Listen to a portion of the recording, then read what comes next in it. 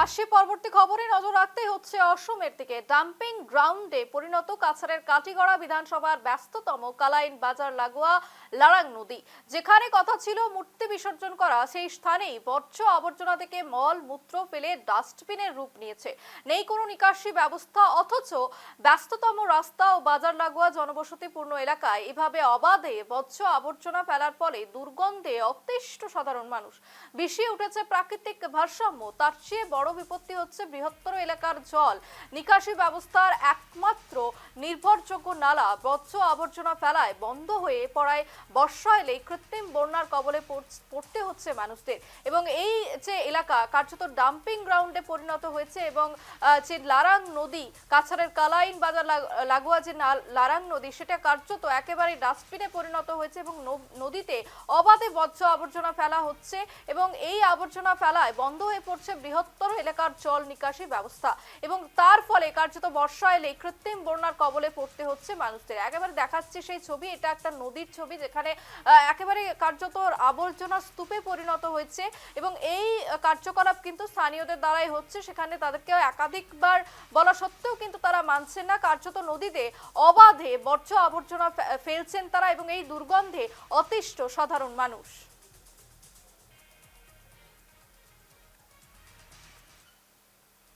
ಈ সমস্যা কিটা কিন্তু আগে দুলিন্দা নাও আইতো শিলচার করিমগঞ্জ কি মাল আইতো। এখন বর্তমান অবস্থায় এখানে 20 জন গার্ড আসলো, ওখানে আগে মূর্তি বাসন দিত, এখনো তো জাবড়া ফেলাইয়া বন্ধ করে রাখিছে। কষা টসা মূর্খর বড় মাছর বড় বাজারের যা দোকানের জাবড়া যেটি আছে সব তো এখনো ফেলাই। দুর্গন্ধ হয়, এ দুর্গন্ধে কোনো সময় বেশি উবাই যায় না, মানুষের জিনিস লইতে পারে না তার কাছে দোকান থেকে। এদিকে তো অনেক স্কুল কলেজের ছাত্র এটা বেজান একটু পরে দেখবো আপনারা, অন্তত আনাইলে 6টা হতে পারে। আর মেইন রোডের দিকেও যায়নি, মেইন রোডে দিয়ে যায়, কেউ কোনো ব্যবস্থা নেয় না। কেউ কোনো ব্যবস্থা নাই, তুই খেয়ে নিত ব্যবস্থাটা, কেউ কারো কথা শুনতো না, কেউ কারো মত বুঝতো না। এই নদীটার নাম নাম হলো লারাং নদী।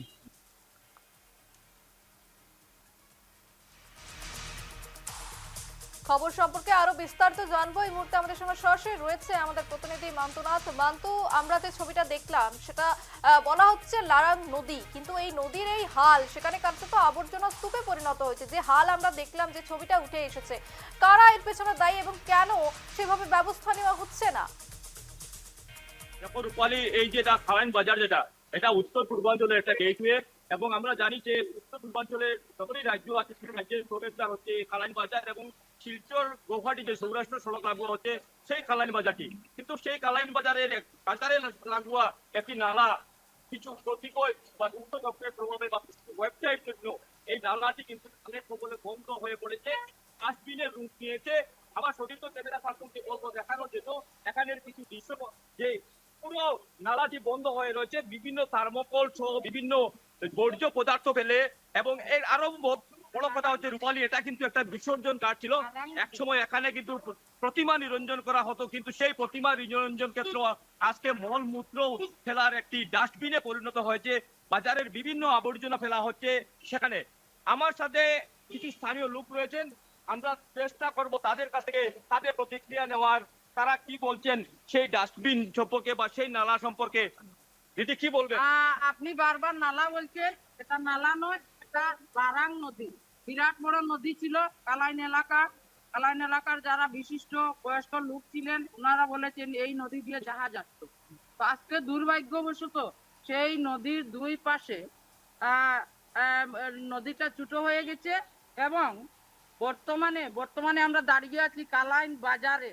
আমাদের আপনারা দেখতে পারেন দুইও দিকে বাজার এবং দুইও সাইডে এখানে আমরা কালভার্টের উপর বসেছি। এখানে একটা বিরাট বড় সেতু ছিল, সেই সেতুকে ভেঙে পিডব্লিউডি এখানে একটা কালভার্ট বানিয়েছে। সেই কালভার্টে পাহাড়ি যে জল, সেই জলগুলাকে নিষ্কাশন করতে পারেনি, যার দরুন এই জলে এসে এখানে যখন কালাইন বাজারের আবর্জনা গুলা ফেলে দেওয়া হয়, এখানে দুর্গা বিসর্জন ঘাট ছিল, এই দুর্গা বিসর্জনের ঘাটে আবর্জনা ফেলে এখানে বন্ধ করা হয়েছে, যার ধরুন জল নিষ্কাশন হতে পারেনি। বা আমরা বারবার সার্কেল অফিসারের কাছে আমরা দিয়েছি জল নিষ্কাশনের ব্যবস্থা করার জন্য। আমরা দেখলাম যে এখানে খুব বেশি একটা দুর্গন্ধময় পরিবেশে, এই ব্যাপারে কি বলবেন?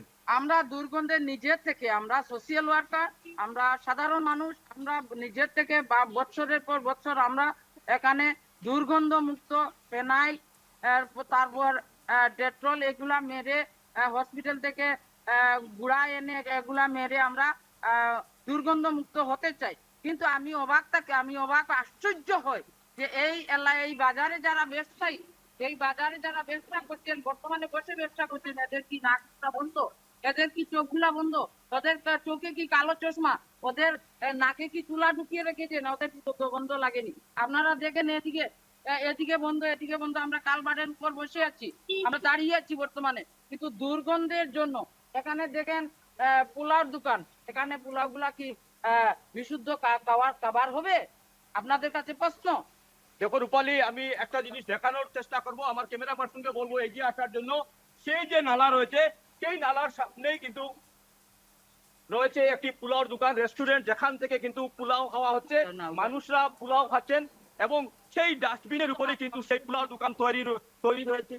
এবং এটা নিয়েও কিন্তু বিরাট প্রশ্ন রয়েছে, এখানে কতটুকু সুরক্ষিত, এখানে যারা খাওয়া দাওয়া করবে তারা কতটুকু সুরক্ষিত থাকবে, এবং এতে কি কোনো ধরনের এফেক্ট হচ্ছে না, বা এই যে এখানে যে বর্জ্য আবর্জনা বা গন্ধ ছড়িয়ে পড়ছে এলাকায়, পুরো এলাকার পরিবেশ সৃষ্টি উঠেছে। আমরা আরো প্রতিক্রিয়া এখানে আরো ব্যবসায়ীরা জড়াবেন, কি বলবেন?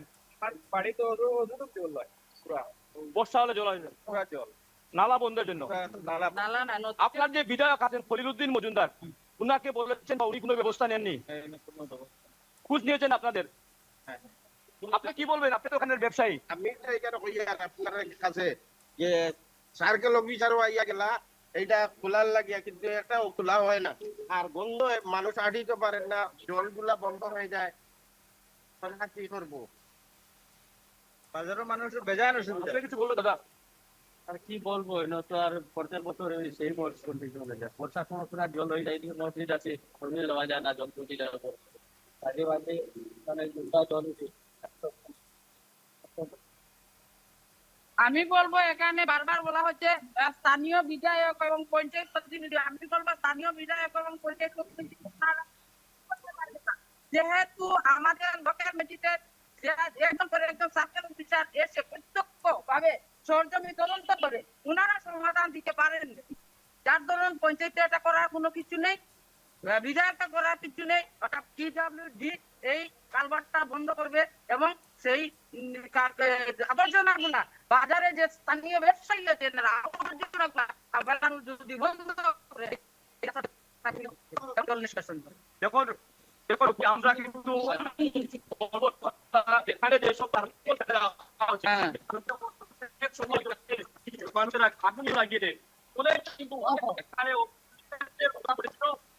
বেশ, একেবারেই মান্তু, তুমি যেমনটা তুলে ধরলে আমরা দেখলাম সেখানকার স্থানীয়দের ক্ষোভ, এবং তারা জানাচ্ছেন যে প্রশাসনের তরফ থেকে ব্যবস্থা নেওয়া হয়নি, অন্যদিকে যারা ব্যবসায়ীরা রয়েছেন তারাই বা কেন ফেলে দিয়ে যাচ্ছেন, সমস্ত কিছু নিয়ে কিন্তু একাধিক প্রশ্ন উঠছে এবং এরপর প্রশাসনিক পদক্ষেপ কি হয় সেদিকে আমাদের নজর থাকবে। ধন্যবাদ মান্তু।